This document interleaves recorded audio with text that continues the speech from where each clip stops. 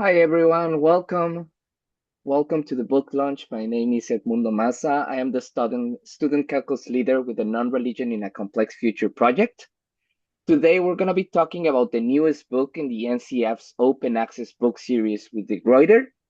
The book is called Religion and Non-Religion in Same-Sex Marriage Debates, Emerging Imaginaries. We're going to be hearing from the editors of the book in the first half of the webinar, and then we're going to do a Q&A session in the second half. Before we begin, I'm going to do a brief land acknowledgement, and then I'm going to be introducing the speakers. The Non-Religion in a Complex Future project is based at the University of Ottawa in Canada. Please join us as we pay respect to the Algonquin people who are the traditional guardians of this land. We acknowledge their long-standing relationship with this territory, which remains unceded. We acknowledge the traditional knowledge keepers, both young and old, and we honor their courageous leaders, past, present, and future. Now I'm going to move on to introduce the speaker. First, we have Juan Marco Baglione. He's a professor of sociology at the School of Law at the National University of Córdoba in Argentina, and a co-investigator on the NCF project. Paula Montero is also joining us. She's a professor at the Department of Anthropology at the University of Sao Paulo in Brazil, and also a co-investigator on the NCF project. And Lori Wieman, she's a professor in the Department of Classics and Religious Studies at the University of Ottawa and the director of the NCF project. Now, without further ado, I'm going to pass it over to the speakers. Hello, everyone. Thanks so much for coming today. We're really excited about this second book launch and the second book that we have published in the Gruyter Open Access series. We're really pleased that this book is open access. I'm going to share my screen, hopefully. One always hopes. And there, and here. And are we good? Yeah, yes. Okay, thank you. All right. You've already heard Juan Marco Baglione, Paolo Montero, and I have edited this book, but I want to say, and you will hear this numerous times today, we are merely the editors. This was truly a collaborative effort from the beginning to the end. And Juan Marco will talk a bit more about the method we used and also some of the process involved in putting this book together. But I do want to emphasize that it was truly a collaborative effort. We'll show you just the overview today. We'll talk a little bit. This is the cover of the book, by the way. It's very beautiful, and we thank de Gruyter for their attention to the details in putting this book together and for their encouragement for putting this series together. We'll talk first about the Non-Religion project and the law projects. We have two projects. One of them is still underway, and that's the project on reproductive rights.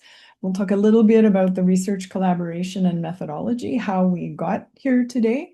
And then finally, we'll discuss the analytical challenges and some of the findings of the book as we go through this. Hopefully, we will not be in our presentation longer than 25 minutes, I would say. And then there'll be hopefully lots of time for questions. So the Non-Religion in a Complex Future project, these are our research sites.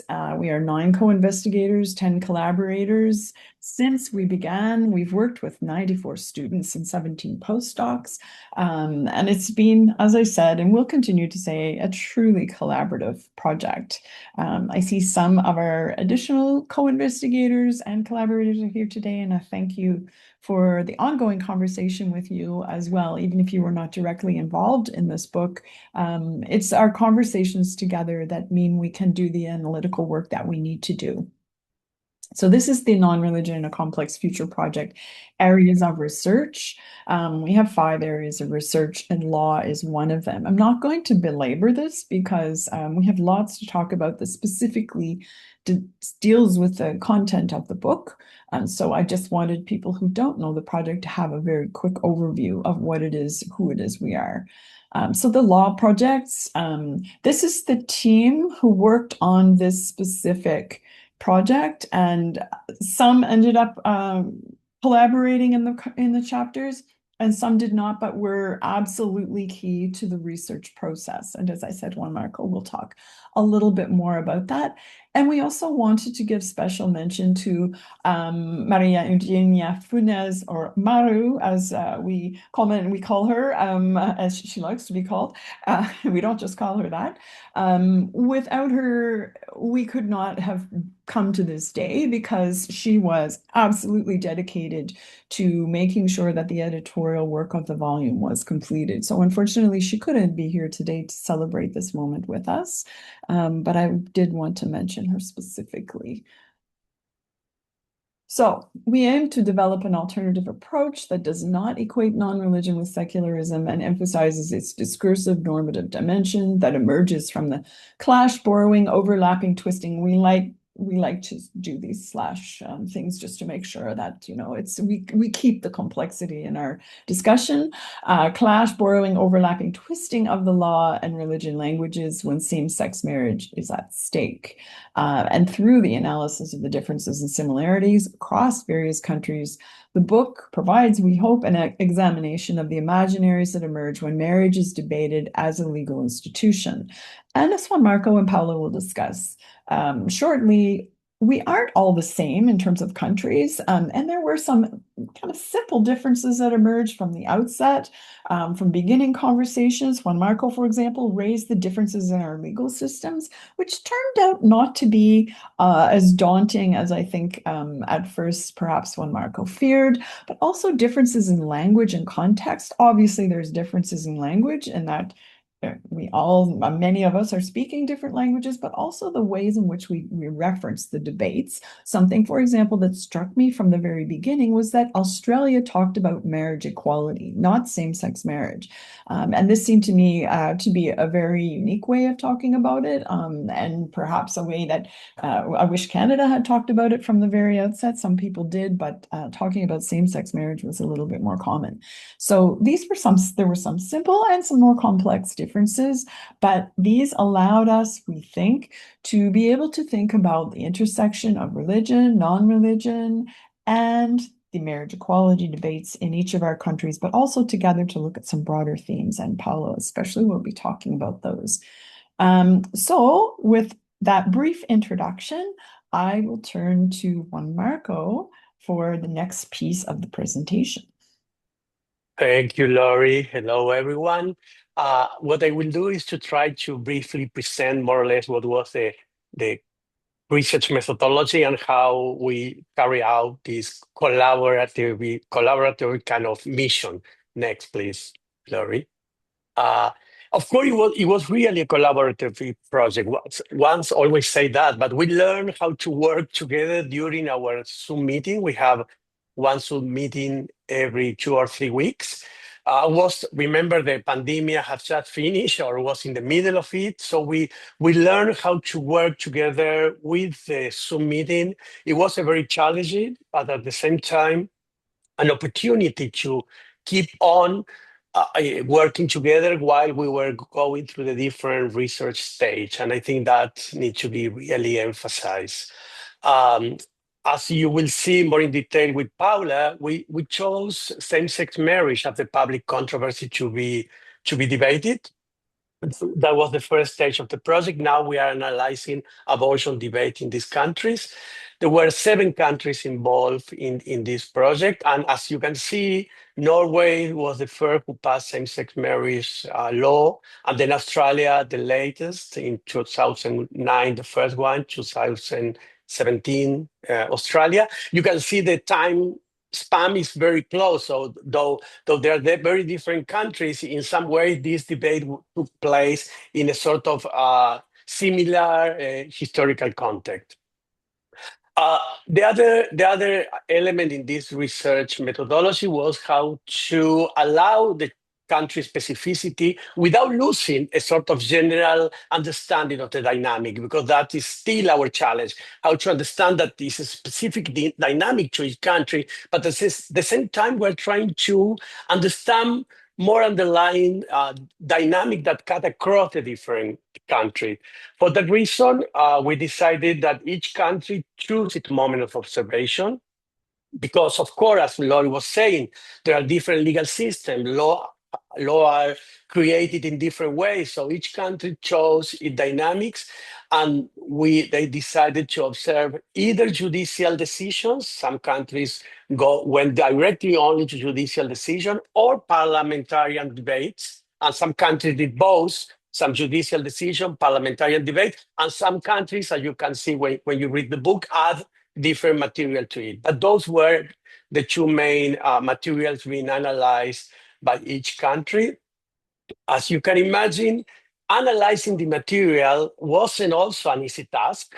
We went through a codification process that took longer than expected. Each country, each team did its own codification, but we talked during all that process. So though the codification was done according to the material of each country, we talk during the process about the code being emerged, and that's the reason we chose two codes to put the attention mostly, that are both history and nature, because those codes appear in all the codification process in all the countries. So we sensed that there was something about this code that will help us in the process of analyzing what we wanted to learn. We can go to the next, please. Slide. In the next one, you will see that there is, probably you cannot read it, but these are the titles from the different chapters, the different countries. Of course, we don't have the time. I don't have the memory to go in detail in each country, but it was amazing because each country follow its own logic. I mean, you won't see a typical comparative research in which the same aspects are dealt in 7 different chapters, but you will feel when you read them, and also helped by the intro that Paula, Lori, and myself wrote, you will feel that there is some underlying dynamics in the issue of religion and non-religion that were very helpful to go on thinking about what we were talking in our approach. Brazil paid a lot of attention to the difference between sacred and sacrament, for example. Argentina put attention in the process of deimbrication between state law and Catholic heritage. Norway brought the issue of human rights to the debate with the concept of normative universe. Denmark also gave us a lot of attention to the renegotiation of boundary between church, state, religion, and politics. Australia put focus on the building of nationhood, how nationhood is being imagined when same-sex marriage is being under debate. USA, of course, brought the topic of religious freedom as a central dimension to understand what can and cannot be modified when marriage is being under debate. And Canada used this category proposed by Lori as past preserving, future forming, to understand some of the dimensions that emerge from the analysis. I'm naming this just as a very small example of the specificity of each country, focusing on some particular issues, but at the same time, as we will see, there are, and we can go to the next slide, there are some dimensions that in different ways cut across all the chapters with different emphasis, of course, with different kind of understanding and definition, but we can see that those 2 dimensions that we put there that are developed in the intro of the book cut across different countries and help us, as Paula will present, help us in trying to offer some rereading of what non-religious means in our approach. The first one, of course, has to do with the difference between civil and religious marriage, something that appeared in all the countries because that was the topic that was being talk about at the end. And in this, trying to understand the difference in the context of Christian de-Christianization, there were a lot of present to the issue of naming. As Laurie was also saying, there is something about the names being used, the indexicality. Paula forced us to sing in those lines that were being constructed, that was central for our understanding of what we were seeing. But also, there was very interesting that in all the countries, the issue of religious freedom or freedom of conscience appeared when civil marriage was being debated. So religious appear in these two levels, though it was a debate about civil marriage, what the state can do, the issue of religious freedom was present with different intensities across the chapters. And the other dimension has to do with probably taking law as an arena for observation. So what kind of imaginaries were being produced either by judge or lawmakers or other kind of interveners during the debate. And there we have, as I said previously, these two codes that were very central, the issue of nature. Nature appeared in many ways. It was an imaginary that was used, reproduced, and built in different ways by different actors during their discourse, the presentation of their argument. So there was something very interesting in the way in which nature was appear. You can see it in the different chapter, also in the intro. What are the limits for human change, for human control? What is transcendental, what is not when you are debating an institution like marriage.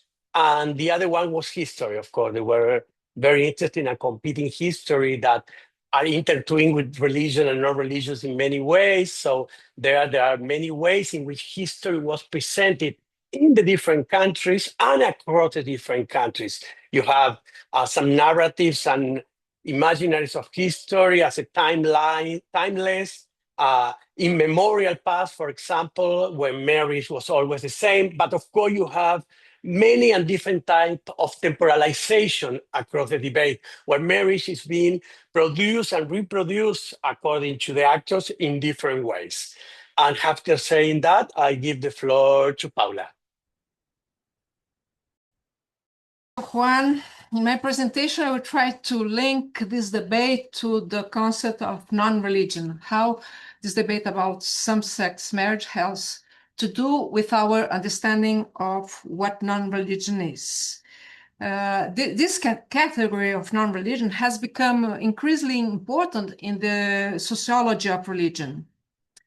Most studies follow, in general, two main paths. They examine it as a kind of identity, focusing on atheists, agnostics, etc. Or they focus on the growing population of nuns. Our book starts from a very different question. The question can be formulated like this: how are the boundaries between religion and not religion public produce? To address this question, we examine, as mentioned before, legal debates on same-sex marriage in 7 different countries. These debates provide a particularly revealing sight to observe how actors frame their arguments. In this context, arguments become publicly recognized as legitimate in societies where Christianity no longer holds unquestioned authority. Can change that next. The debates on same-sex marriage analyzed in the book show that what was at stake was not simply the extension of rights. Rather, these debates involve a redefinition of marriage itself. Marriage has historically been tied to Christian moral frameworks concerning sexuality, gender complementary, and reproduction. You can change it, next. The analytical challenge we faced was to understand how debates on same-sex marriage could open a new analytical window for research on non-religion. Most existing approach focus on three main questions. Why people become atheists, agnostics, or nuns? Whether non-religious people hold different moral views, whether or not.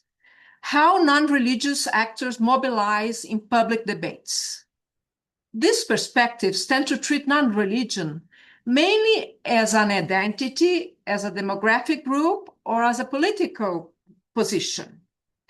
While this is important, these approaches leave aside the crucial question about the boundaries building process between religious and what I am calling the not religious. To address this question, the book proposes a different analytical approach.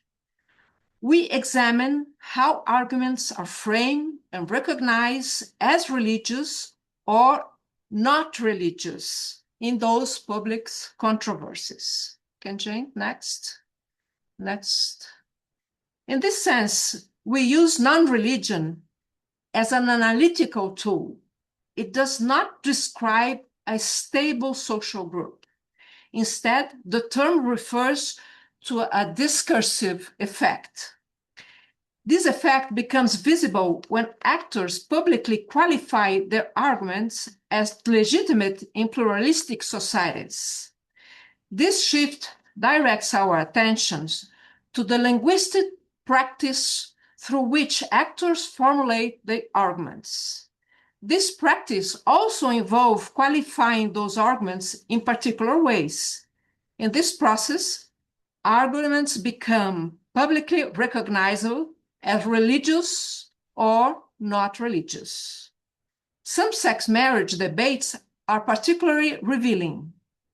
In these debates, we observe several interesting patterns. Actors who present themselves as religious sometimes use scientific arguments to legitimize their definition of family. By contrast, actors who present themselves as secular sometimes mobilize moral or theological vocabularies to justify new forms of marriage.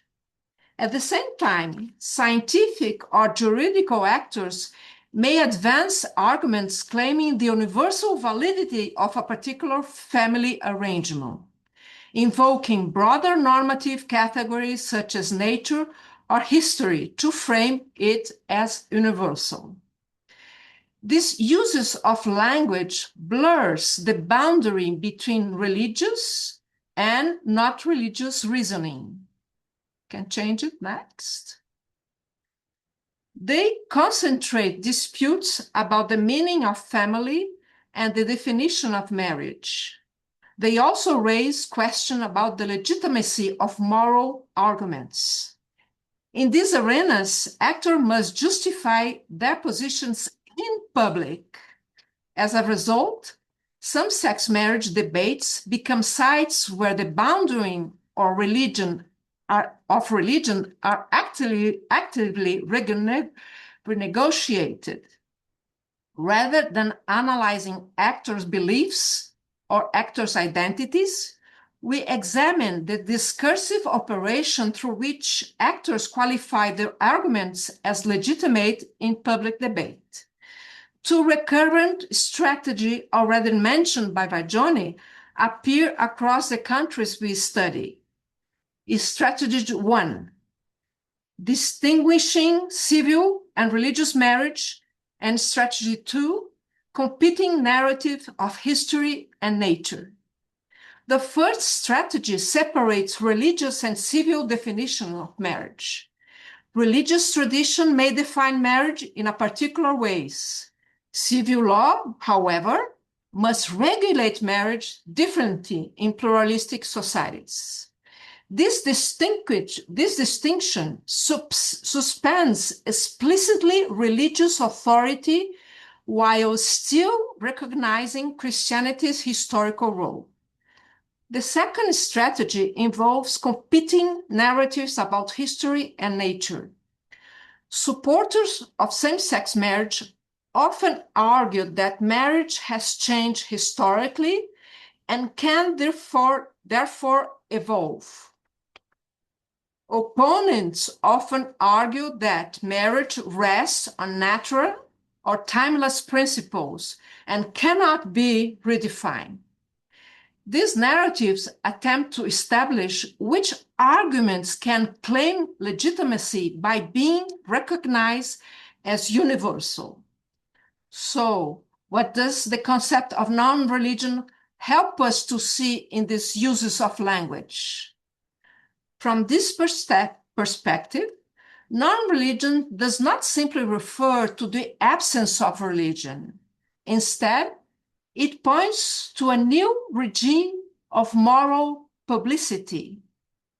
Normative claims gain legitimacy when they suspend explicit religious authority, but still mobilize moral language historically shaped in Christian religion.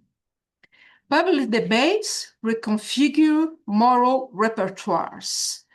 The term non-religion describes this process rather than the disappearance of religion or its influence. Next.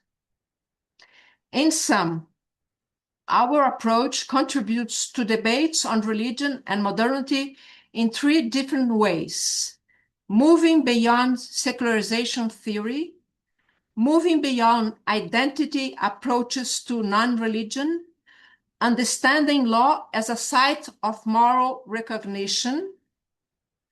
What these debates reveal is not simply a conflict about sexuality. They reveal, you can change next. They reveal a transformation in the public organization of moral authority. Our argument is that once Christianity is the center as a universal framework, no moral authority can be assumed. The concept of non-religion describes the discursive reorganization of moral authority in pluralistic societies.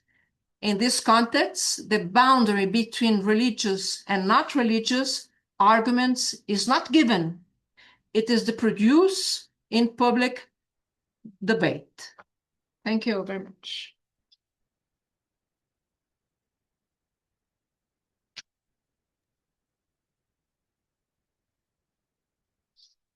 Thank you so much to the speakers for such an interesting presentation. We're going to begin with a Q&A session now. If you want to ask a question, you can raise your hand, or you can also put the question in the chat and I'll read them out loud.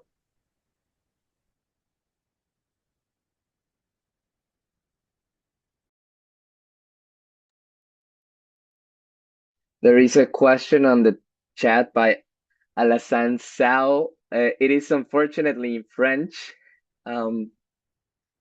So I don't know if the speakers can tackle the question. Oh, there it is. Thank you. There's three questions actually. The first one is, how does your discursive approach to non-religion help capture more silent or non-politicized forms of non-religion?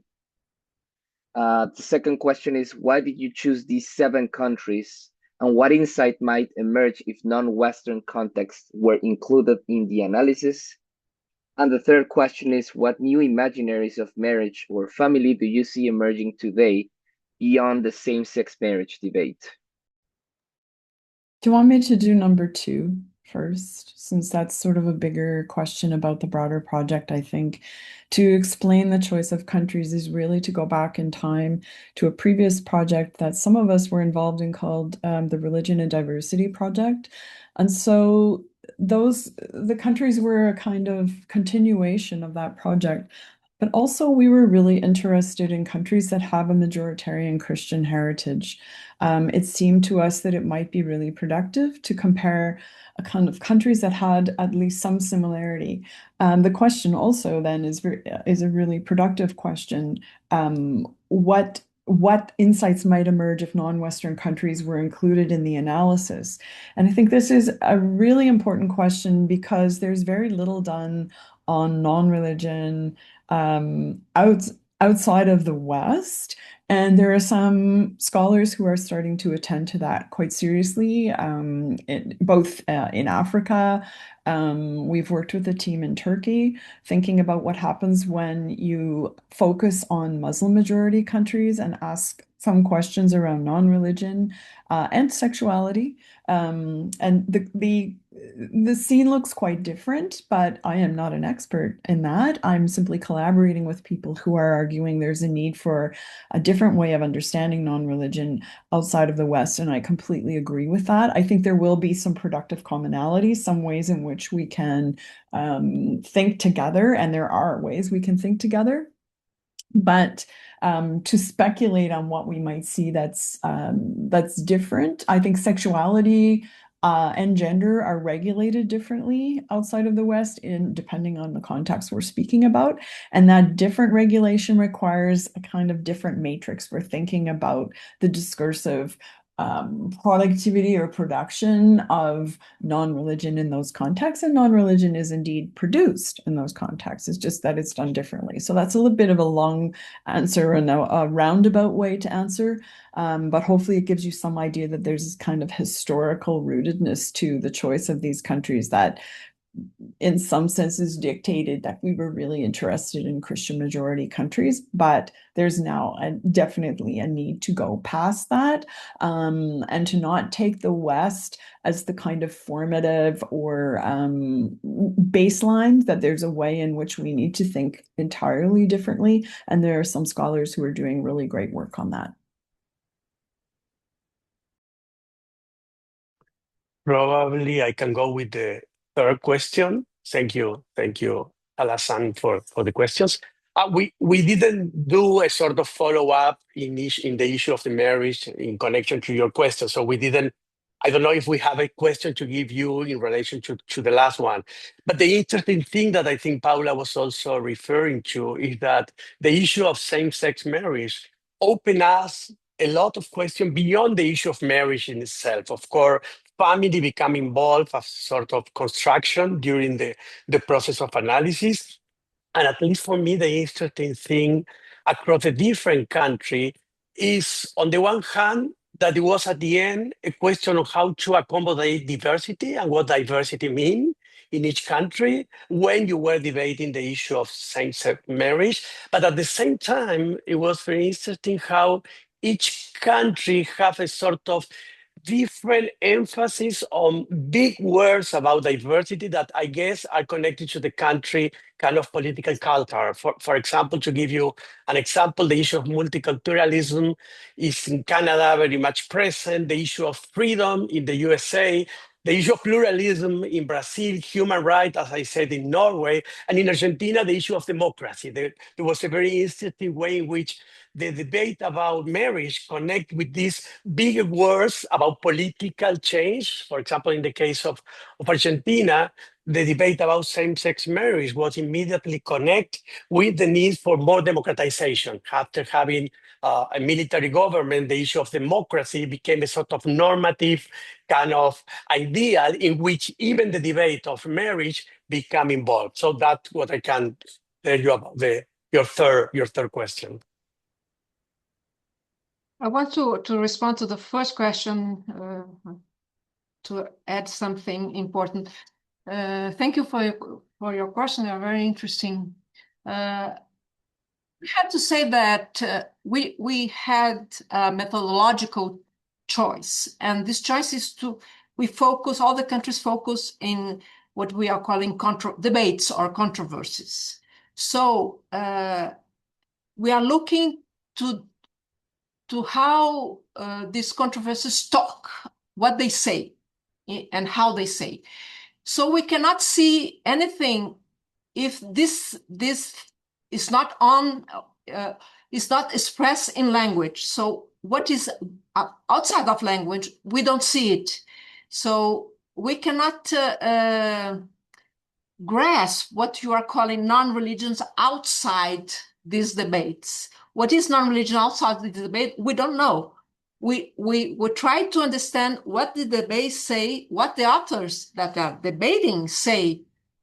this is religion and this is not religious. This argument is religion, this argument is not religious. I'm religious, you are not religious. So we are trying to see where these frontiers are designed and what they are separating and why they are putting together. So what we know, non-religion help us to understand how these boundaries are created in these debates. Outside these debates, we don't know.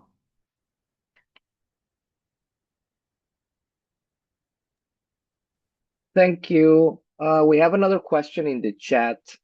We have a comment in the chat, sorry, from Guillermo. He says, it may be worth noting that in the Brazilian case, judicial discourses increasingly frame the family as a space of affection, care, and personal development, rather than as a patrimonial or reproductive institution. This shift opens the door to recognizing multiple forms of coexistence, such as single-parent families, non-marital partnerships, and other affect-based arrangements as legitimate family forms.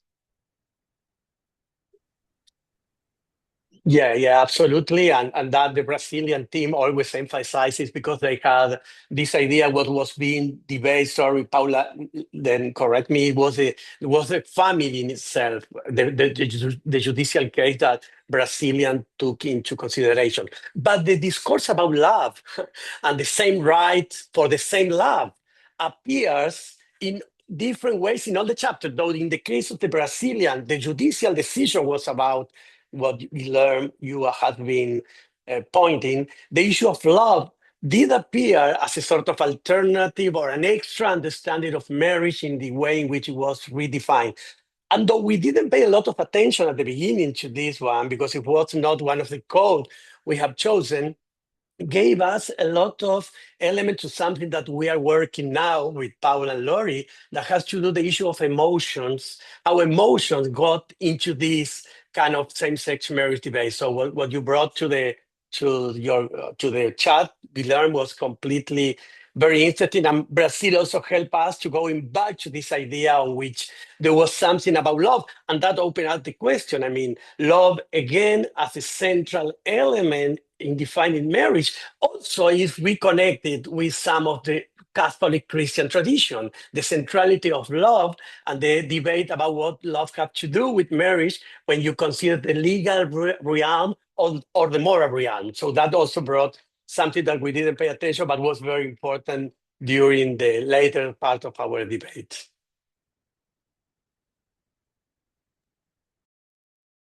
Are there any other questions? I do have a question that I'm trying to frame it in the appropriate manner, but one of the things I noticed, coming from a Mexican context as well, we call it equal marriage, as I think you call it in Argentina and maybe in Brazil as well. And in Canada, I saw that the usual name to refer to it is same-sex marriage. So I'm just wondering if within this discursive analysis, you notice any particularities that prompt the distinction that goes beyond these names, or naming the access to equal marriage through these different nomenclatures, I guess, or names.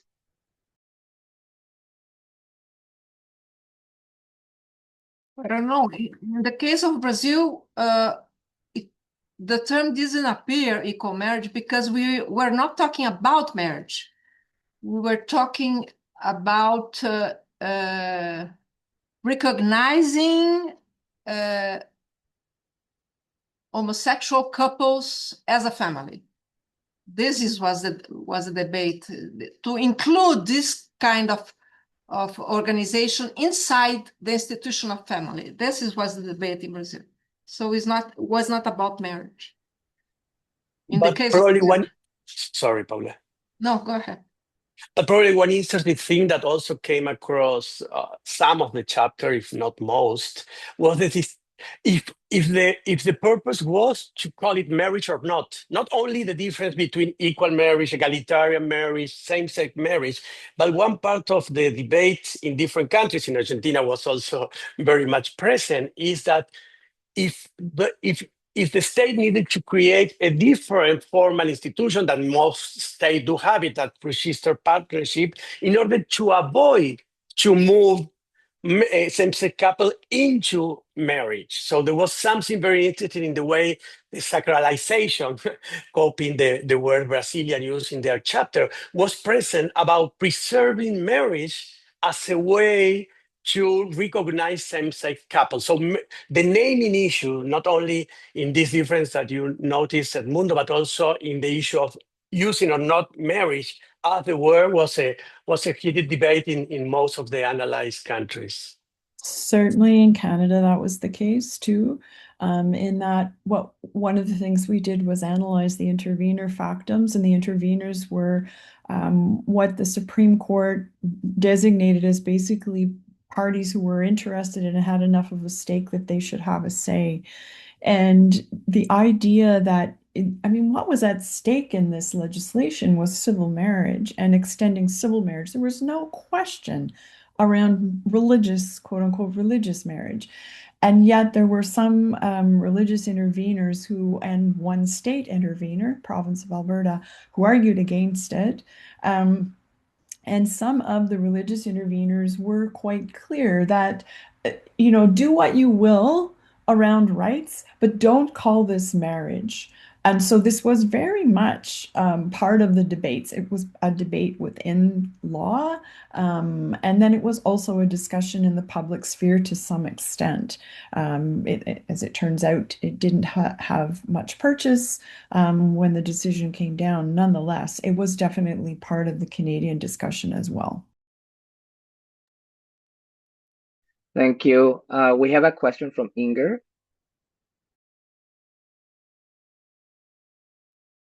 Thank you.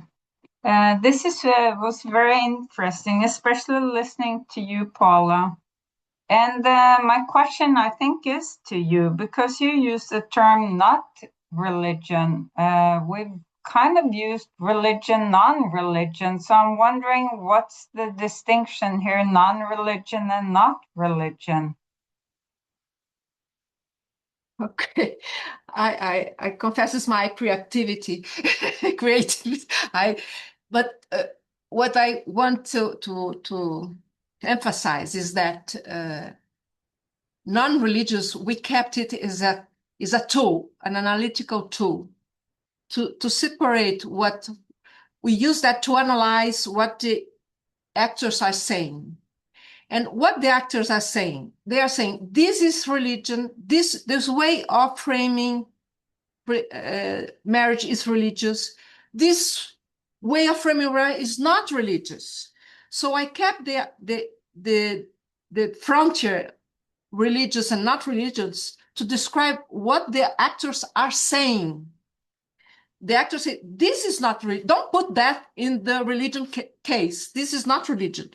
This is a secular, this is whatever, but this is not religion. And the others say, no, for me, this is to love, it's a moral thing you have to consider. So we are trying to separate non-religious as a concept and not religion as a saying of the actors. I try to distinguish that because I think the non-religion tool as a tool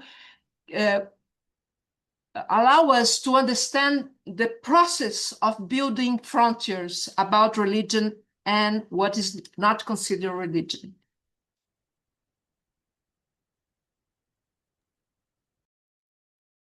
We also have a question in the chat from Hugo Ravia. We are witnessing a transnational anti-gender movement with increasing visibility. Do you think that these positions on the religious, non-religious nature of same-sex marriage are changing? If so, how? Wow. Thank you, Hugo. In some ways, at least for me, that I'm also concerned with the issue of anti-gender movement. What was interesting, first of all, that all the countries passed legislation on same-sex marriage. This is something we have to remember, because we don't have country that did not pass it, or it was in a very short span of time. But for me, what was interesting is that many of the things that became much more politicized after the time period we were analyzing are politicized as part of the anti-gender movement. Of the there is something that's very obvious in the anti-gender movement that was for me present during the material that most of the countries analyze it. The first thing, I think Paula referred to it, is that the religious secular dichotomy didn't help us at all to understand the progressive conservative uh, cleavage during the debate, either being parliamentary, being judges. There was something about the way in which arguments were being constructed that moved away from traditional way of thinking about this polarization debate on sexuality. That for me was something important, but also on the issue, the way in which history and nature were being created and recreated, move away traditional way of thinking about the political antagonism in sexuality issues. Taking into account Argentina, for example, it's very interesting to note that both kind of position, more essentialist, that one can associate with anti-gender, are more constructionist, were present even within the progressive, or let's say the pro same-sex marriage debate. So there was something about political cleavage being built to understand the debate that were completely blurred when we went into analyzing the material. If they're going to change as part of the anti-gender movement, of course, it's a very difficult question to answer, particularly when considering same-sex marriage. That, from my reading, is the less confronted dimension of anti-gender movement. Now we are doing with reproductive rights, particularly abortion, and there you can see this sort of backward process due to the anti-gender movement. But with the same-sex marriage legislation, at least from my intuition, is not the main concern, and probably because of what we were saying, the issue of framing marriage as love. They create a sort of narrative that really move away the demand from a religious, from a legal, but put it to a moral arena that become much more pluralized with the idea of love and taking care and so on and so forth. So I don't know if that answers your question, but those are my reflection on that. In my view, these frontiers are always moving. What law does is try to stabilize it and to gain authority to say, this is what it's going to be. But we never know. So these frontiers are always changing. Sorry, yes, I agree, Paula, completely with that. Also, I think that references to particular narratives, like when we've talked about nature arguments, we saw many statements, time immemorial, and the nature of marriage, and the nature of, and I think even those narratives change, even the narratives that are relied on to prompt the anti-gender movement, for example, are different than they were even in the reference-free same-sex marriage case in Canada and the marriage equality movement in, say, Australia and so on. So it's a kind of always shifting field. As Paula says, there's an attempt by law to stabilize it. And ultimately, I'm not so sure that at least in Canada, there was any attempt to integrate a kind of nature argument, the nature of marriage, even though those arguments were made, and yet perhaps there is, in the sense that the turn to human rights may invoke a different kind of nature of humans and humanity and so on. I don't know if I have added or just made it more confusing.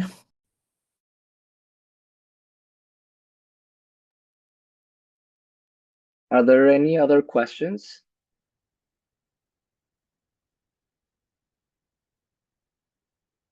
Yes, Nathan. Yeah, thank you to the speakers. I thought it was really interesting just how across the different countries, different all of these different ways of winding up at the same place in such a short time span as you mentioned. I'm wondering, kind of comparatively, what would you say is like the most like the starkest difference you saw across the countries in terms of arguments used or things like that? Well, Uh, I always see Brazil as a special, Mhm. special example because he's only one who's speaking about love, the only one who's not speaking about marriage. And I think it's a kind of a different example. The others are much more alike, I think. I don't know. I would agree with that. I was going to single out Brazil as well, but I'm glad Paula did it first. It's more appropriate that she did it. But also, I mean, I do want to just soften that a little bit by saying that we did see discourses of love in some of the Canadian interventions, but it doesn't do the same work that it does in Brazil. I think in Brazil, it does a particular kind of work. And then superficially, we could look at Brazil and say, yeah, but Brazil does not allow same-sex marriage. But on the other hand, there's both a closing and an opening in Brazil that's really quite unique and requires attention to detail beyond a superficial analysis. So it's a really fascinating case study. because I'm Argentinian, I will not give that privilege to Brazil. They are not so unique as I think.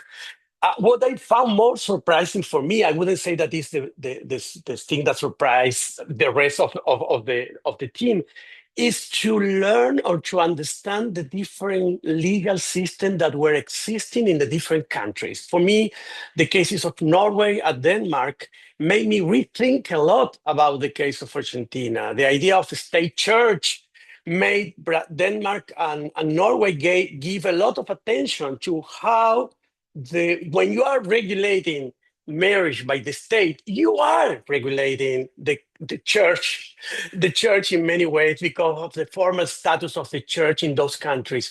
In Argentina, we have this complete extreme logic. I mean, only civil, how you say, funcionarios, only civil servant can marry people. You cannot, I mean, of course, you can, a priest will marry a couple under a religious ceremony, but before it had to be marriage by the state. So for me, the issue that was striking was to rethink my own country through considering the different ways in which marriage, church and state, and religion and politics are organized in these seven countries that, on the other hand, they are similar in the process of de-Christianization. So for me, there was something about the institutional realm that we tried to capture in the introduction by the articulation between religious and civil marriage that was, though didn't appear in the people discourse, it appeared as the background info necessary to understand what religion and non-religion, or what in this case religion and civil,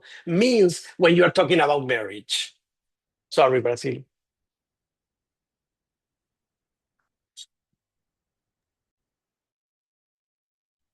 Maybe I'll Thank just make one last comment, and that is that the conversations together, for those who weren't part of them, were always vigorous, and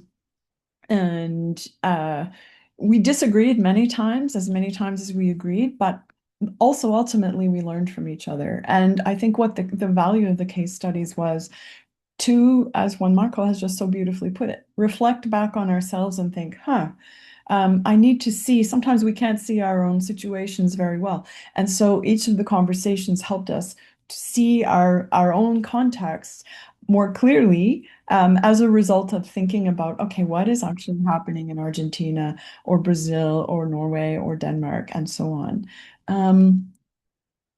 Oh, thanks, Jen. Thank you for your comment. Yes, so legal social context and time zones. Yes. So I think just wanted to add that it was incredibly enriching. The debates were vigorous. We often disagreed, but that was so productive.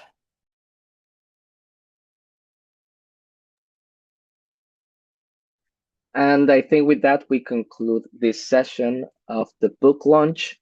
Before we leave, I'm going to be dropping a couple of links onto the chat. Nathan's already helped us with another one.